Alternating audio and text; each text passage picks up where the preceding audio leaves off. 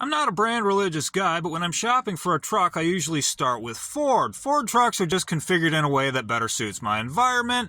I like an overhead cammed engine in the environment that I operate in, and Ford usually has a faster steering and a firmer suspension than other trucks. It doesn't mean I like everything about Ford trucks, though. It also doesn't mean I hate everything about a Chevy or a Toyota or a Dodge. I just prefer the Ford, usually.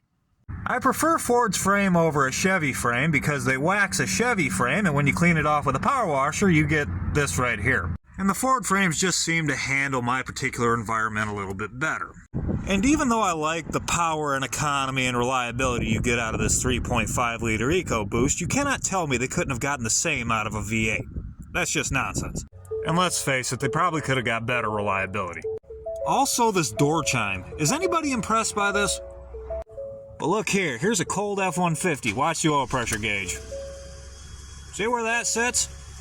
And look at the oil pressure on my older and warm F-150.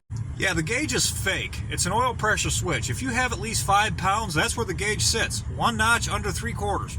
All throughout the 10-year stretch of VCT system failures on Ford's Triton 3-valve engines, I had a reoccurring conversation with customers. That conversation went like this: you do not have enough oil pressure to operate your VCT system. That's why it acts that way. To which the customer would respond, yes, the gauge is at 3/4. And they looked at me like I was stupid. Rightfully so, because what appears to be a gauge is telling them they got lots of oil pressure, when in fact, it's just a indicator light that's indicating you've got at least 5 psi of oil pressure. And no one's going to trust a guy who looks like me, who couldn't do anything more with his life but be a mechanic, over the people who actually built the truck. And my final complaint in this video is V10 versus V8.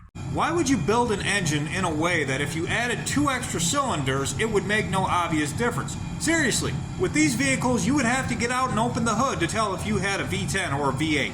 There's no obvious power difference at all.